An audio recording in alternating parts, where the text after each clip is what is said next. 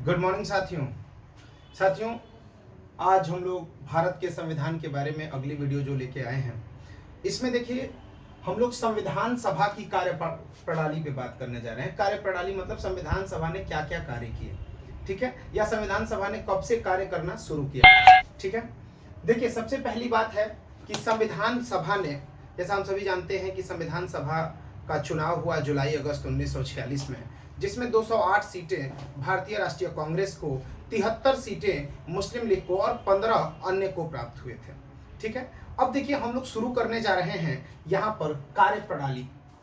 तो देखिए सबसे पहली बात यह है कि संविधान सभा ने अपना कार्य करना शुरू किया 9 दिसंबर 1946 को। 9 दिसंबर 1946 को संविधान सभा ने कार्य करना शुरू किया और संविधान सभा के अस्थायी अध्यक्ष के रूप में डॉक्टर सच्चिदानंद सिन्हा जी को अस्थायी अध्यक्ष बनाया गया। पहली बैठक में डॉक्टर सच्चिदानंद सिन्हा को ही क्यों बनाया गया अस्थायी अध्यक्ष? क्योंकि डॉक्टर सच्चिदानंद सिन्हा सभी सदस्यों में सबसे वरिष्ठ थे, तो वरिष्ठतम सदस्य होने के कारण इन्हें अस्थायी अध्यक्ष बनाया गया। तो इस बात को याद रखिएगा कि 9 दिसंबर को पहली बैठक हुई जिसमें डॉक्टर सच्चिदानंद सिन्हा को अस्थायी अध्यक्ष बनाया गया। अगला बिंदु हम लोग आते हैं दूसरा पॉइंट।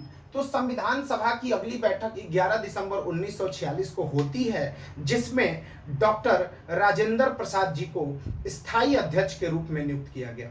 अस्थायी अध्यक्ष अस्थायी अध्यक्ष डॉक्टर सच्चिदानंद सिन्हा और स्थायी अध्यक्ष डॉक्टर राजेंद्र प्रसाद को बनाया गया। उसी दिन एच.सी. मुखर्जी और वी.टी. कृष्णामाचारी को उपाध्यक्ष के रूप में बनाया गया। संविधान सभा के उपाध्यक्ष के रूप में एच.सी. मुखर्जी साहब को तथा वी.टी. कृष्णामाचारी जी को उपाध्यक्ष बनाया गया।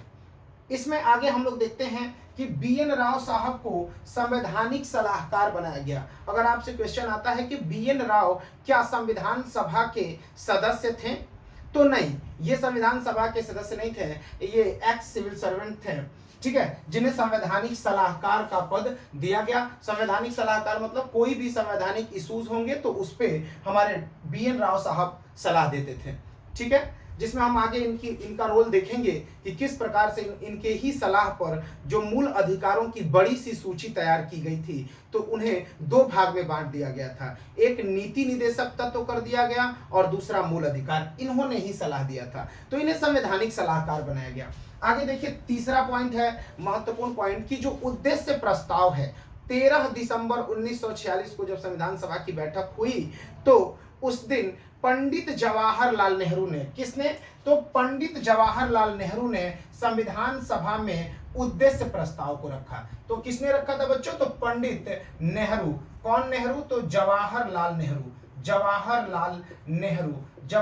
नेहरू साहब ने क्या किया? उद्देश्य प्रस्ताव संविधान सभा में रखा 13 दिसंबर 1946 को, ठीक है बच्चों। ये वही उद्देश्य प्रस्ताव है जो वर्तमान में भारत की प्रस्तावना बना है। इसमें कुछ चीजें संशोधित करके वर्तमान में भारत की प्रस्तावना के रूप में इसे रखा गया है।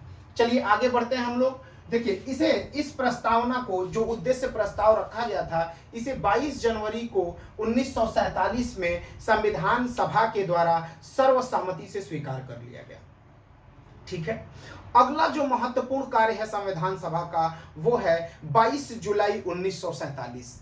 22 जुलाई 1947 को संविधान सभा ने राष्ट्रीय ध्वज को स्वीकार किया। देख लीजिए यहाँ पे राष्ट्रीय ध्वज को संविधान सभा द्वारा 22 जुलाई 1947 को स्वीकार किया गया। तो राष्ट्रीय ध्वज को स्वीकार कब किया गया? इस तरह के प्रश्नों में आप देखेंगे कि 22 जुलाई 1947 होगा। अगला कार्य है कि संविधान सभा ने और क्या किया? तो संविधान सभा का जो मोस्ट इंपॉर्टेंट कार्य है उसमें आप देखेंगे कि 24 जनवरी 1950 को संविधान सभा ने राष्ट्रीय गान और राष्ट्रीय गीत को स्वीकार किया था। राष्ट्रीय गान और राष्ट्रीय गीत को 24 जनवरी 1950 को, यानी 24 जनवरी 1950 को संविधान सभा के द्वारा राष्ट्रीय गीत और राष्ट्रीय गान को स्वीकार किया गया। इस तरह के फैक्चुअल प्रश्न अक्सर बिहार और इन एग्जामों में पूछे जाते हैं, तो इसलिए इन सभी प्रश्नों पर आप ध्यान से देखेंगे। ठीक है। अगला है उसी दिन 24 जनवरी 1950 के ही दिन आप देखेंगे कि संविधान सभा ने डॉक्टर राजेंद्र प्रसाद को संविधान सभा ने राष्ट्रपति के रूप में चुना था, उसी दिन 24 जनवरी 1946 को। तो ये महत्वपूर्ण बिंदु है। इसके आगे आप देखेंगे कि और भी क्या फैक्ट है, तो आपको मैं बता दूं कि संविधान सभा के द्वारा, संविधान सभा का ने ये सभी कार्य किए। इसमें सबसे महत्वपूर्ण बात यह है कि सवाल यह भी पूछा जाता है कि भारत का संविधान कब पूर्णतः तैयार कर लिया गया था, भारत का संविधान कब पूर्णतः तैयार किया गया था। तो बच्चों अगला है 26 नवंबर को संविधान सभा ने 26 नवंबर 1949 को संविधान सभा ने पूर्णतः संविधान को तैयार कर लिया,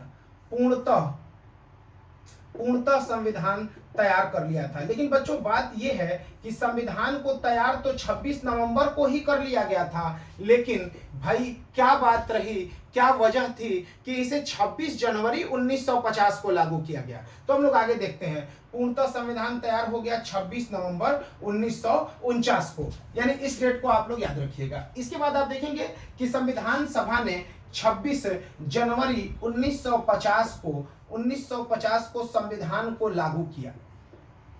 इसका कारण यह है बच्चों, संविधान को लागू किया, ठीक है, संविधान को लागू किया। इसका कारण क्या है? तो इसका कारण यह है कि संविधान को लागू करने का दिन 26 जनवरी ही क्यों चुना गया? क्योंकि 26 जनवरी 1930 में भारतीय राष्ट्रीय कांग्रेस के द्वारा सबसे पहली बार पूर्ण स्वतंत्रता दिवस के रूप में मनाया गया। इसलिए इस दिन को यादगार बनाने के लिए, ताकि 26 जनवरी को बार बार इस दिवस के गणतंत्र दिवस के रूप में मनाया जाता है, और आप देखेंगे कि बार बार 26 जनवरी हम लोगों को याद होता है। तो 26 जनवरी के दिन को यादगार बनाने के लिए, क्योंकि पहली बार 26 जनवरी 1930 को भारतीय राष्ट्रीय कांग्रेस ने इस दिन पूर्ण स्वतंत्रता दिवस मनाया था, और इसलिए इस दिन को यादगार बनाने के लिए हम लोगों ने 26 जनवरी 1950 तक का इंतजार किया, और इस दिन हमने अपने संविधान को देशवासियों को समर्पित कर दिया। साथियों, इसके बाद एक प्रश्न और बनता है कि भारत के संविधान के निर्माण में कुल कितना समय लगा? भारत के संविधान के निर्माण में कुल कितना समय लगा? देखिए, भारत के संविधान के निर्माण में आप देखेंगे कि कुल समय 2 वर्ष 11 माह और 18 दिन, 2 वर्ष 11 माह और 18 दिन का समय लगा था। पूरे 2 वर्ष 11 माह 18 दिन तक बैठकें होती रहीं, और इतने समय के पश्चात वर्तमान संविधान हमें दिखाई देता है, ठीक है।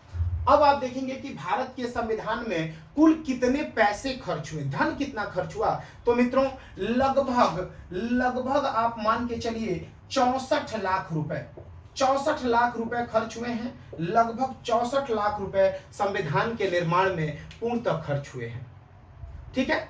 तो ये है कि भाई भारत के संविधान में, आपको एक बार रिवाइज करा देता हूं कि भारत के जो संविधान सभा गठित की गई उसकी कार्य प्रणाली क्या है। तो पहला 9 दिसंबर 1946 को संविधान सभा की प्रथम बैठक हुई, जिसमें डॉक्टर सच्चिदानंद सिन्हा को अस्थायी अध्यक्ष बनाया गया। दूसरा पॉइंट है 11 दिसंबर 1946, जिस दिन डॉक्टर राजेंद्र प्रसाद को स्थायी अध्यक्ष, एच.सी. मुखर्जी, वी.टी. कृष्णामाचारी को उपाध्यक्ष, और एच.सी. मुखर्जी को आप देखेंगे बी.एन. राव को संवैधानिक सलाहकार बनाया गया।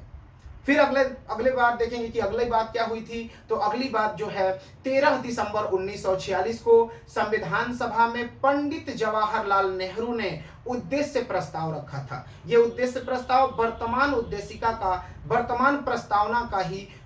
वर्तमान जो प्रस्तावना है वो परिवर्तित रूप इसी उद्देश्य प्रस्ताव का है। इसके बाद आप देखेंगे अगला पॉइंट जो है वो है कि भाई उद्देश्य प्रस्ताव को स्वीकार कब किया गया? तो 22 जनवरी 1946 को। अगला पॉइंट है कि भारतीय संविधान सभा ने राष्ट्रीय ध्वज को कब स्वीकार किया? तो राष्ट्रीय ध्वज को भारतीय संविधान सभा ने आप देखेंगे 22 जुलाई 1947 को स्वीकार कर लिया। 24 जनवरी 1950 को संविधान सभा ने राष्ट्रीय ध्वज को स्वीकार किया था। 22 जुलाई 1947 को संविधान सभा ने राष्ट्रीय ध्वज को स्वीकार किया। 24 जनवरी 1950 को संविधान सभा ने राष्ट्रीय गान और राष्ट्रीय गीत को स्वीकार किया और आप देखेंगे कि इसी दिन भारतीय संविधान सभा ने भारत के राष्ट्रपति के रूप में डॉक्टर राजेंद्र प्रसाद को चुना। ठीक है, ये शॉर्टली रिवीजन था। और इसके बाद संविधान पूर्णतः 24 नवंबर 1949 को तैयार किया गया, जिसे 26 जनवरी 1950 को लागू किया गया। संविधान में कुल समय 2 वर्ष 11 माह 18 दिन का लगा और लगभग 64 लाख रुपए खर्च हुए। ठीक है, तो साथियों इसके पहले की जो बातें हैं, इसके पहले का जो नॉलेज मैंने बताया था संविधान के बारे में, वो पिछले वीडियो में, इसलिए पिछले वीडियो को भी देखें। क्लास 1-2 को लगातार देखते हैं और इसके बाद सीरीज से वीडियो डाली जा रही है जिसका लाभ आपको मिलेगा। ठीक है, अब देखिए आगे देखते हैं हम लोग कि संविधान निर्मित हो गया और संविधान के निर्णय के पश्चात आप देखेंगे संविधान जब निर्मित हो गया तो निर्माण जब कंप्लीट हो गया तो आप देखेंगे कि इसमें कुछ समितियां भी काम कर रही थी। जैसे आज ही वर्तमान संसद में बहुत सारी समितियां काम करती हैं, उसी प्रकार संविधान सभा में भी बहुत सारी समितियां थी और उन समितियों के बारे में हम लोग अगले वीडियो में चर्चा करेंगे। ठीक है, तो इसलिए वीडियो को लाइक कर दें, सब्सक्राइब कर दें और बेल आइकन को दबा दें ताकि समितियों के बारे में जानकारी हासिल हो। धन्यवाद।